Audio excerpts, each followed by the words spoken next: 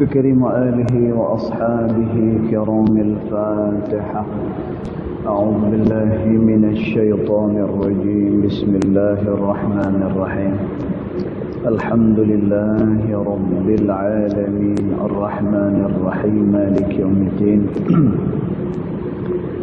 إياك نعبد وإياك نستعين. اهدنا الصراط المستقيم صراط الذين أنعمت عليهم غير المغضوب عليهم ولا الضالين آمين. السلام عليكم ورحمة الله وبركاته. الحمد لله والصلاة والسلام على رسول الله سيدنا محمد بن عبد الله وعلى آله وصحبه ومن والاه. أشهد ونشهد أن لا إله إلا الله وأشهد أن محمدا عبده ورسوله. اللهم فصل وسلم على سيدنا محمد عبدك ورسولك النبي الأمي وعلى آله وصحبه وبارك وسلم. ثم أقول رب اشرح لي صدري ويسر لي أمري واحلل عقدة من لساني يفقه قولي أما بعد. قال الله سبحانه وتعالى في تنزيله: لقد كان لكم في رسول الله أسوة حسنة. صدق الله العظيم. ربي أدخلني مدخل صدق وأخرجني مخرج صدق واجعل لي من لدنك سلطانا نصيرا. إلهي أنت مقصودي ورضاك مطلوبي فأعطني محبتك ومغرفتك يا أرحم الراحمين. Alhamdulillah, pertama-tamanya kita merafakkan kesyukuran kehadiran Allah Subhanahu wa ta'ala, yang mana dengan limpah kurnianya, dengan rahmatnya dia,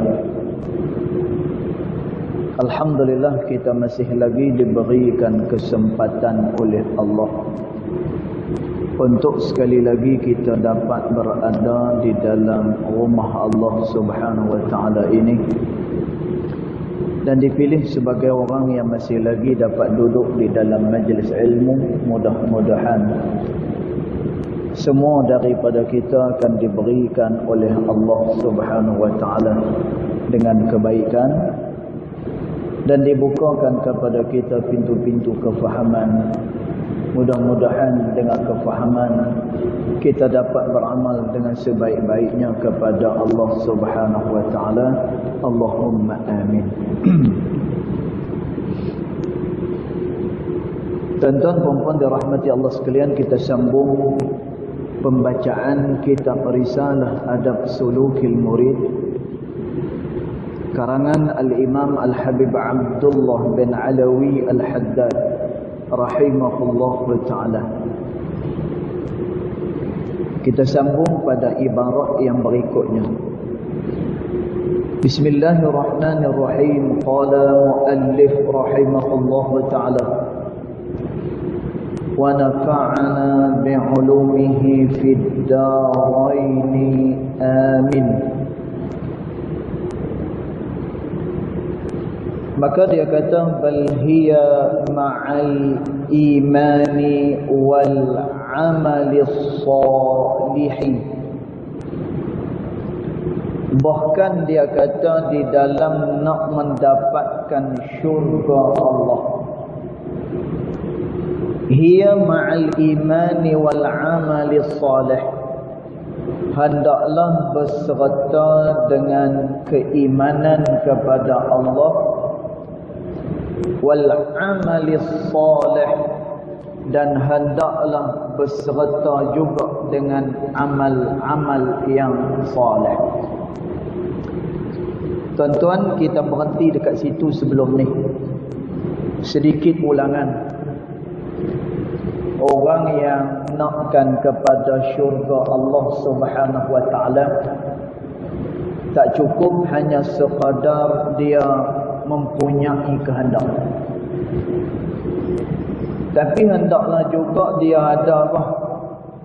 Dia ada iman kepada Allah. Bila dia dah ada iman kepada Allah, dia mesti nak kena ada pula satu lagi, iaitu beramal saleh kepada Allah Subhanahu wa ta'ala. Dan orang yang beramal saleh, dia pasti akan diganjari oleh Allah Subhanahu wa ta'ala. Ini pemurahnya Allah, dan inilah kasih sayang serta rahmat daripada dia. Buatlah apa juga kebaikan walaupun sedikit, pasti dia akan diberikan balasan oleh Allah Subhanahu wa ta'ala. Perkara ni disebut oleh Allah Subhanahu wa ta'ala, faman ya'mal mithqala dzarratin khairan yarah. Siapa-siapa yang melakukan kebaikan walaupun sebesar zarah, kata Allah. Dan kira-kira zarah ni dia merupakan benda yang sangat halus. Demikian Allah Subhanahu wa ta'ala buatkan perumpamaan. Faman ya'mal mithqala dzarratin khairan yarah. Siapa-siapa yang buat kebaikan walaupun sebesar zarah, halusnya, dan tuan, maka kebaikan itu pasti akan dibalas oleh Allah Subhanahu wa ta'ala. Dan tuan, demikian pemurahnya Allah, demikian bagaimana rahmatnya, kasihnya Allah Subhanahu wa ta'ala kepada setiap hamba-hamba dia. Dan tuan, Allah Subhanahu wa ta'ala, dia pernah sebut di dalam salah sebuah daripada hadis Qudsi. Allah Subhanahu wa ta'ala kata, aku cemburu, kata Allah, bila mana hamba aku dia jauh daripada aku, kata Allah. Aku cemburu. Dan tuan, satu perkataan yang mudah untuk difahami oleh manusia seperti kita. Allah Subhanahu wa ta'ala kata, bila mana hamba aku dia jauh daripada aku, maka aku berasa cemburu dekat dia. Dan tuan, cemburu ni perasaan yang semua orang ada. Terutamanya kita ada perasaan cemburu kepada pasangan kita. Dan tuan, kita tengok kalau pasangan kita ni sembang dengan orang lain, ataupun kecantikan orang perempuan kita, orang lain yang menikmatinya, orang lain yang tengok. Dan tuan, apa perasaan kita? Punya cemburu. Dan tuan, dia berasa panas ya, dekat dalam dada ni, membuak-buak orang kata. Dan tuan, tu perasaan cemburu. Allah Subhanahu wa ta'ala dia sebut dalam hadithul Qudsi, kata Allah, bila mana hamba aku dia jauh daripada aku, maka aku berasa cemburu dekat dia. Dan tuan, Allah Subhanahu wa ta'ala dia nak supaya manusia ni rapi dengan dia, supaya manusia ni dekat dengan dia. Kerana tu untuk beramal dia dimudahkan oleh Allah Subhanahu wa ta'ala. Sehinggalah Allah Subhanahu wa ta'ala kata, faman ya'mal mithqala dzarratin khairan yarah. Siapa yang buat kebaikan walaupun sebesar zarah, sikitnya, tetapi dia akan dibalas oleh Allah Subhanahu wa ta'ala. Dan tuan, dalam surah Saffat, Allah Subhanahu wa ta'ala sebut bagaimana dengan Nabi Allah Yunus alaihi salam, bila mana dia ditelan oleh ikan paus. Allah Ta'ala rakamkan cerita Nabi Allah Yunus ni, la labitha fi batnihi ila yaumi yub'atsun. Allah Ta'ala kata, Kalaulah tidak kerana dengan amalan kebaikan yang dilakukan oleh Nabi Allah Yunus alaihissalam ini, maka nescaya Nabi Yunus dia akan duduk kekal di dalam perut ikan paus itu ila yaumi yub'atsun, hinggalah hari kiamat besok, kata Allah Subhanahu wa taala. Dan tuan, tapi kerana perbuatan baik yang dilakukan oleh Nabi Allah Yunus alaihissalam menyebabkan Nabi Allah Yunus diselamatkan oleh Allah Subhanahu wa taala. Dan tuan, dekat sini cerita ni dia nak memberikan pengajaran kepada kita bahawa orang yang melakukan kebaikan dia pasti akan dibalas juga dengan kebaikan daripada sisi Allah Subhanahu wa taala. Dan tu sebab tu rugi orang yang tak melakukan kebaikan dan tak berebut di dalam nak beramal kepada Allah Subhanahu wa taala. Dan sebab tu nak masuk dalam syurga ni dia mudah. Nak masuk ke dalam neraka Allah Subhanahu wa taala itu sebenarnya susah. Dan tuan, pasal apa kita kata macam tu? Kerana yang pertama, pintu amal dibuka seluas-luasnya oleh Allah Subhanahu wa taala. Dan tuan, pernah satu hari sahabat jumpa dengan Sayyidatina Aisyah radhiyallahu anha wa ardaha. Dan tuan, sebab tu jangan kita beratkan dalam kita nak beramal kepada Allah. Satu hari sahabat jumpa dengan Sayyidatina Aisyah radhiyallahu anha wa ardaha. Dan tuan, sahabat tanya, ayyu amalin ahabba ila Allah wa rasulih. Aisyah, apakah dia amalan yang sangat dikasih, yang sangat disukai oleh Allah dan juga Rasulnya? Dan tuan, lalu dijawab oleh Aisyah radhiyallahu anha wa ardaha, ad-daimu, amalan yang dikasih oleh Allah, amalan yang disukai oleh Allah, ad-daimu adalah amalan yang berterusan. Dan sebab tu kita nak kena faham, beramal ni dia bukan banyak, dia nak berterusan. Dan juga amalan itu adalah amalan terbaik yang kita persembahkan kepada Allah Subhanahu wa taala. Sebab tu dalam surah Al-Mulk Allah Subhanahu wa taala sebut, khalaqal mauta wal hayata liyabluwakum ayyukum ahsanu amala. Dijadikan kematian dan Allah jadikan kehidupan. Tujuan dia adalah untuk menguji kamu, kata Allah. Tuan-tuan, Allah uji kita dengan benda yang kita mampu sahaja. Ini rahmat daripada Allah. Allah kalau dia uji kita, dia akan uji dengan benda yang mampu untuk ditanggung oleh manusia. Tuan-tuan, Allah Ta'ala kata, la yukallifullahu nafsan illa wus'aha. Tidaklah dibebankan kepada hamba Allah itu kecuali benda hak yang dia boleh tanggung, kata Allah. Kecuali benda hak yang dia boleh bawa, kata Allah. Tuan-tuan, Allah uji sesuai dengan kemampuan manusia. Tuan-tuan, ini ujian Allah. Tuan-tuan, kemudian Allah Ta'ala kata, setelah manusia ni dia uji, apa yang Allah Ta'ala nak? Allah nak tengok siapa dia amalan yang terbaik, kata Allah. Tuan-tuan, bukan amalan yang banyak, amalan yang terbaik yang dilakukan oleh manusia, yang dipersembahkan oleh manusia kepada Allah Subhanahu wa taala.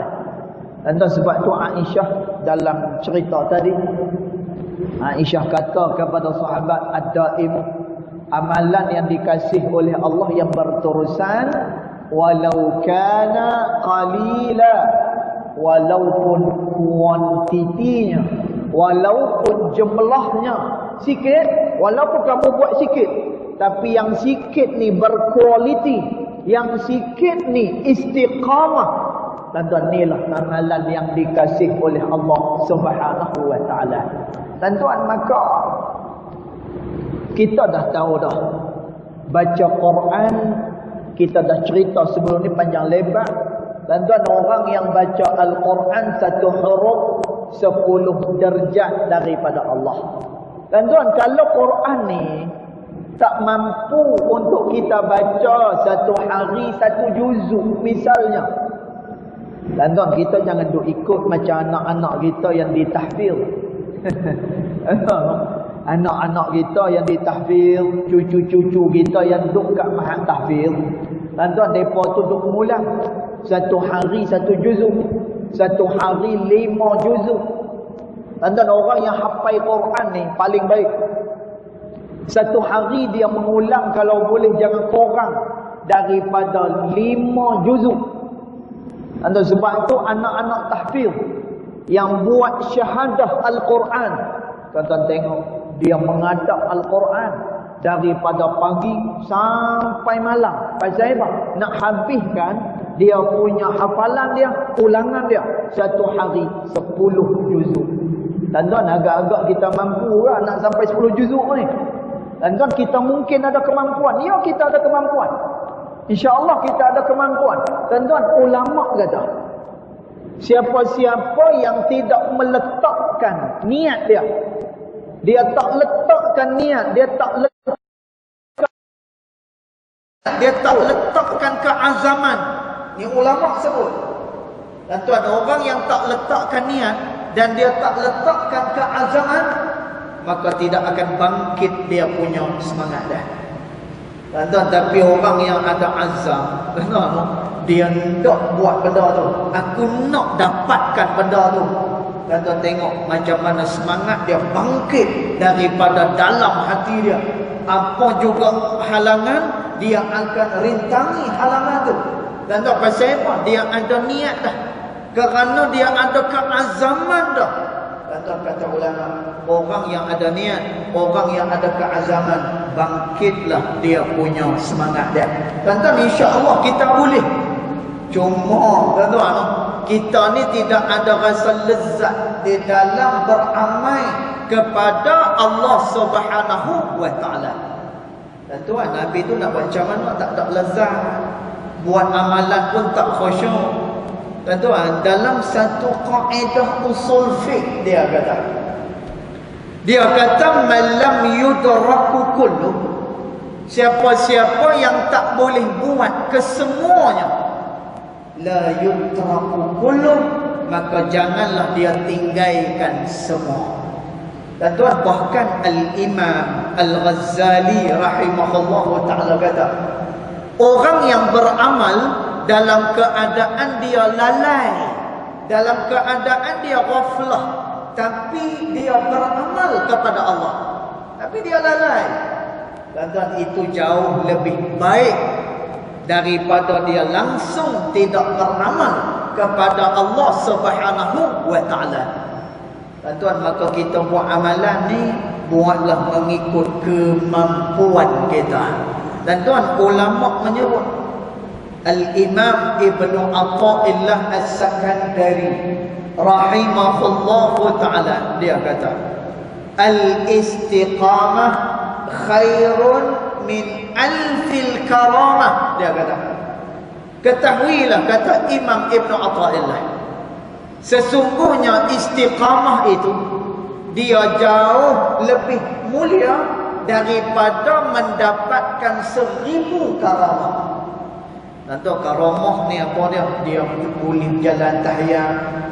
Tuan, kih jalan tahiyat ni, tuan, kalau tuan-tuan ni jenis orang yang boleh jalan tahiyat, tengok ramai yang duduk dekat dengan kita nak belajar.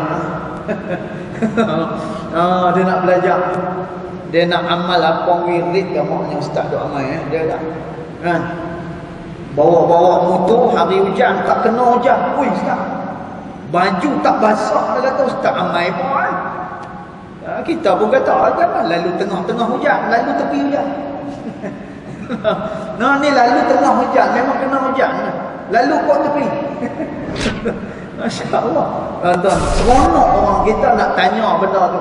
Tuan-tuan, benda boleh berjalan tahiyat, benda boleh terbang atas udara. Tuan-tuan tolong ubah kita punya persepsi kita. Cari benda yang lebih diutamakan di dalam agama kita. Tuan-tuan jalan tahiyat, ataupun terbang ke udara, ataupun orang tembak tak kena, ataupun hujan tak tentu masa, dia lalu kat tengah hujan tak basah. Tuan-tuan, hak tu karamah ataupun kemuliaan kecil. Bahkan kata ulama, benda tu dia juga boleh berlaku kepada orang yang bermaksiat kepada Allah, boleh berlaku. Bahkan dia juga boleh berlaku kepada orang kafir. Tuan-tuan, dia boleh berlaku dengan cara sihir. Ni benda-benda luar biasa. Tuan-tuan, tapi istiqamah dia hanya diberi kepada orang yang jujur dengan Allah Subhanahu wa taala. Sebab itu ulama kata al-istiqamah khairun min alfil karamah. Orang yang mendapatkan istiqamah maka jauh lebih baik daripada dia mendapatkan 1000 karamat daripada sisi Allah Subhanahu wa taala. Tuan-tuan, nak beramal macam mana? Nak beramal, Nabi dah sebut dah. Kata Nabi SAW, fattaqullah bimastata'tum. Bertakwalah kamu kepada Allah mengikut qadar kemampuan kamu, kata Nabi SAW. Tuan-tuan, saya suka tengok dia, alhamdulillah tuan-tuan, saya boleh mengaji dekat 2 negara, alhamdulillah. Satu di Mesir, satu di Yaman. Dua keadaan yang berbeza. Tuan-tuan, kalau di Yaman itu kita tak pelik. Di Yaman ni tak pelik. Yaman ni memang tempat yang mengamalkan sunnah Rasulullah SAW. Tuan-tuan, saya dah berapa kali kata, tuan-tuan melancong sampai ke Bali, biasalah. Melancong sampai ke Krabi, biasalah. Cerita dia tempat-tempat peranginan yang popular ni kita dah biasa dah. Tuan-tuan, cuba sekali esok-esok insya-Allah bila Covid ni dah tak ada dah, mudah-mudahan dia diangkat oleh Allah Subhanahu wa taala dengan barakah majlis ilmu, dengan barakah orang-orang alim yang tu ada, dan lebih-lebih lagi dengan dengan pangkat Nabi Muhammad sallallahu alaihi wasallam. Mudah-mudahan dia diangkat oleh Allah. Tuan-tuan, esok bila dah tak ada esok ni, saya dah berapa kali kata, tuan-tuan, esok bila dah tak ada Covid ni, tuan-tuan, cuba kita alihkan pula melancong, kita pergi ke Yaman pula. Belah-belah Hadramaut. Kita pergi ke sana. Tuan-tuan tengok macam mana pengamalan sunnah Rasulullah sallallahu alaihi wasallam berlaku di sana. Tuan-tuan tengok macam mana orang nak semayang ni, mereka akan keluarkan kayu siwak terlebih dahulu. Mereka akan siwak sembayangnya ikut sunnah Rasul sallallahu alaihi wasallam. Tuan-tuan tengok macam mana budaya ilmu dia berlaku dekat sana. Tuan-tuan, saya mengaji dekat Ribat Tarim. Saya ni belajar faraid, tuan-tuan, mengaji kitab faraid. Saya mengaji kawan-kawan yang duduk dalam halaqah. Kita panggil halaqah, dia bukan kelas. Dia belajar di tiang-tiang masjid. Dia belajar di tiang-tiang rubat. Rubat ni pondok pesantren. Dia belajar dekat tiang-tiang. Dan saya ni satu kumpulan dengan budak-budak kecil. Yang umur dia 9 tahun, umur dia 12 tahun. Tuan-tuan, tapi mereka tu umur 10 tahun, 11 tahun, 12 tahun. Mereka cerita dah berkenaan dengan apa? Bab faraid ni. Faraid ni mereka dah jelas dah dalam kepala mereka. Mereka dah hafal dah kitab-kitab faraid ni. Masya Allah. Budak-budak mereka. Pagi mereka mengaji dekat pesantren, dekat pondok. Nanti pukul 10 pagi mereka pergi sekolah kebangsaan. Mereka buat macam tu. Malam yang tu kelas untuk orang-orang luar, yang tu niaga, yang tu bekerja. Malam mereka tu katuk kedai, mereka belajar macam ni. Oh, Masya Allah. Tuan-tuan, sebab tu kita nak kena tengok tempat-tempat yang masih lagi ada orang yang mengamalkan sunnah Rasul sallallahu alaihi wasallam. Dan tu cerita di Yaman. Dan kalau di Mesir, Mesir ni dia lebih kepada kehidupan yang moden sikit. Dia moden. Budak-budak dia pakai seluar jean, budak-budak dia pakai baju t-shirt. No? Susah kita nak jumpa di luar ni orang yang pakai kepiah. Kayak kalau di Yaman tu senang kita jumpa.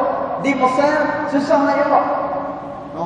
Kecuali ulama-ulama depa pakailah. Pakai kepiah, pakai serpan apa semua. Bahkan ada sebahagian daripada pensyarah Al-Azhar, depa pun tak pakai kepiah, depa pakai baju kot no, pensyarah di universiti. Tuan-tuan, tapi ada satu fenomena yang sangat baik. Tuan-tuan, apa dia? Bila masjid ni laungkan azan, tak kira lah amal kepada Allah Subhanahu wa taala. Dan dia tak macam orang kita. Orang kita ni kadang-kadang bila pakai baju hayam jalan tu, nak pergi masjid pun berasa malu. Nak pergi masjid takkan pakai macam ni kot. Kenalah ada kepiah sikit. Paling bagus sekali kita pakai jubah. Susah untuk dia beramal kepada Allah Subhanahu wa taala. Dan padahal tidak sesusah itu untuk dia beramal kepada Allah Subhanahu wa taala. Al-Imam Al-Ghazali rahimahullahu ta'ala, dia sebut dalam kitab dia Bidayatul Hidayah. Dan tuan kata Imam Al-Ghazali, berpakaian ni tujuan dia satu. Satu ya tujuan dia. Dan tuan, kita pakai pakaian ni satu je tujuan dia. Dan tuan, apa dia punya tujuan dia? Tujuan dia sitrul aurah. Pakai pakaian ni adalah kerana dia nak menutup aurah. Itu saja. Tuan-tuan, dia hanya nak menutup aurah, niat dia nak menutup aurah. Tuan-tuan, maka dia boleh pakai apa sahaja hak yang dia nak pakai dan dia boleh beramal macam biasa kepada Allah Subhanahu wa taala. Dan tuan, kerana tu disebutkan oleh ulama disebutkan oleh ulama, ada qaul ini di dalam kitab Qatrul Ghaithiyah. Tuan-tuan, ulama menyatakan mudahnya beramal kepada Allah Subhanahu wa taala ini bila mana dia adalah seorang guru misalnya. Dan tuan, dia boleh beramal pada Allah.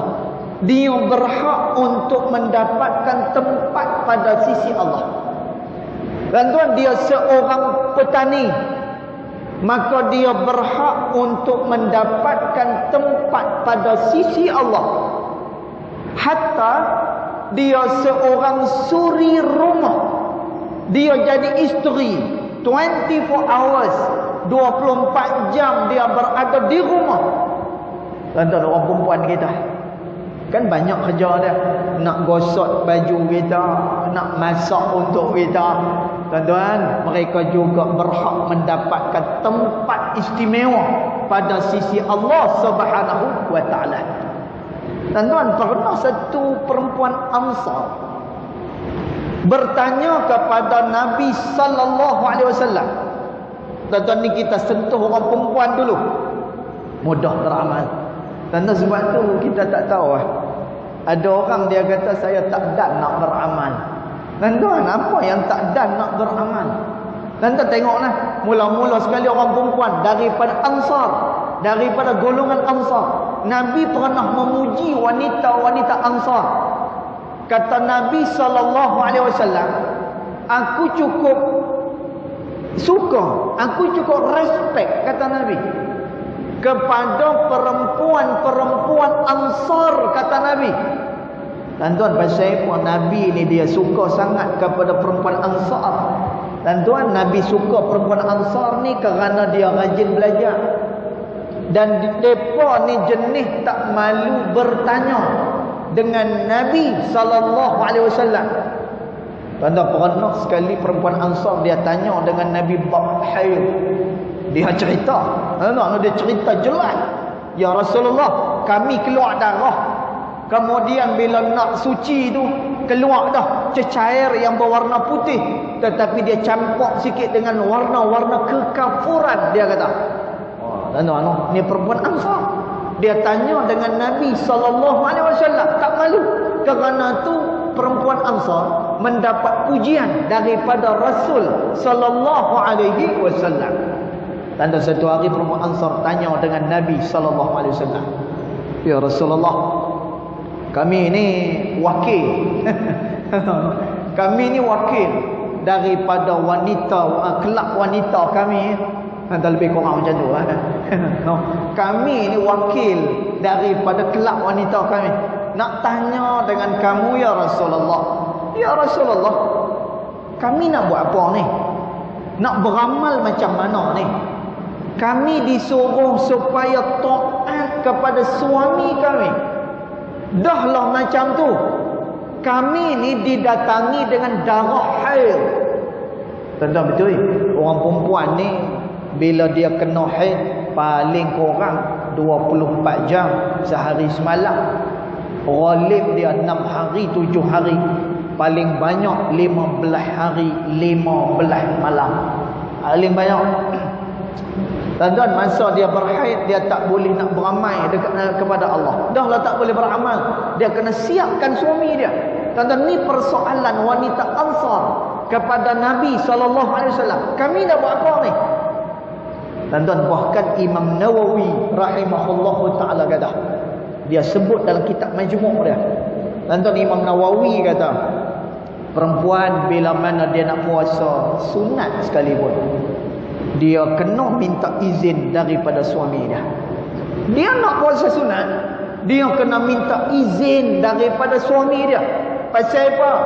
Tuan-tuan, kerana bila dah puasa, semua benda tak boleh, termasuklah hubungan badan tak boleh. Tuan-tuan, kata Nabi SAW, syahwat yang paling besar dijadikan oleh Allah berada di tengah-tengah badan manusia. Hak tu syahwat yang paling besar. Kata Nabi SAW, syahwat yang paling besar, kata Nabi, berada di tengah-tengah badan manusia. Tuan-tuan fahamlah tu.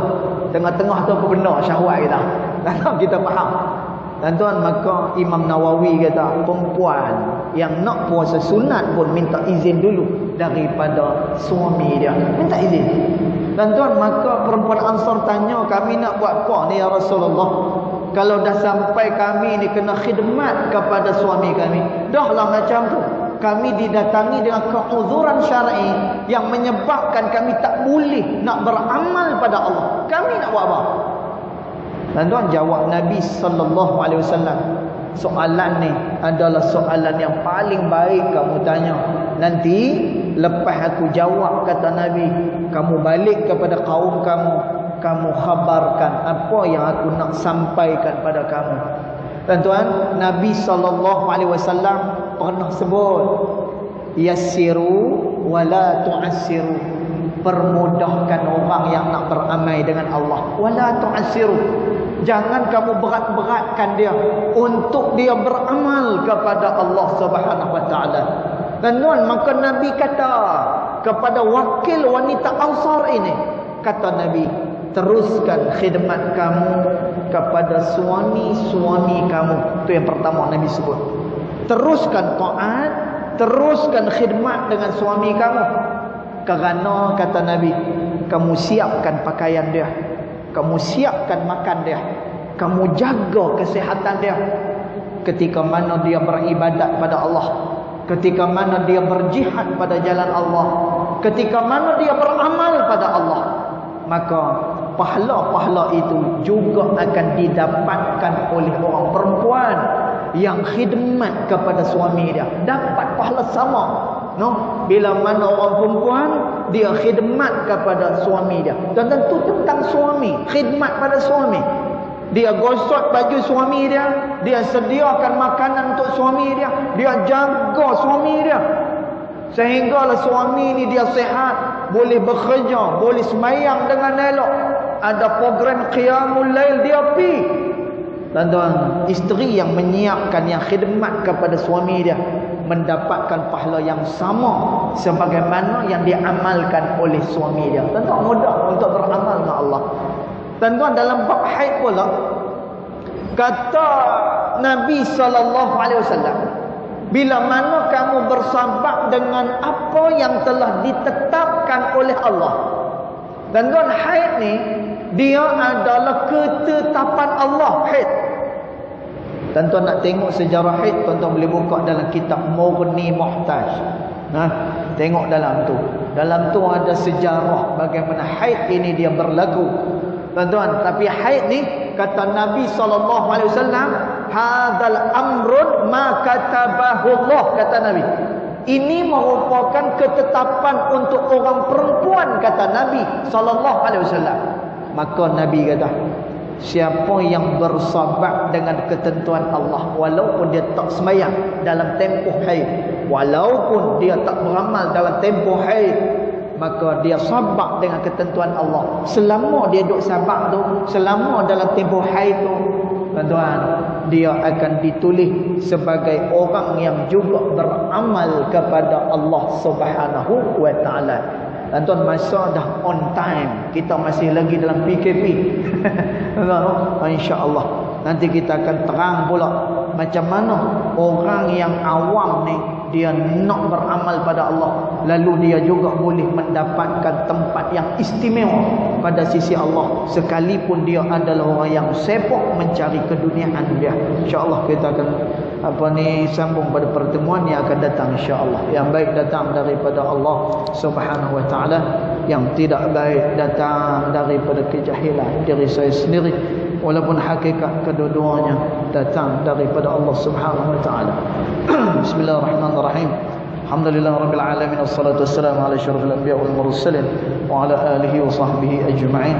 Allahumma ighfir lana ma akhta'na wa ma ta'ammudna wa ma asrarna wa ma a'lanna wa ma anta a'lamu bihi minna. Antal muqaddim wa antal muakhir, la ilaha illa anta subhanaka inna kunna minadh dhalimin. Sallallahu alaihi wasallam Muhammad wa alihi wa sahbihi wa baraka wa sallam. Walhamdulillahi rabbil alamin. Wallahu a'lam.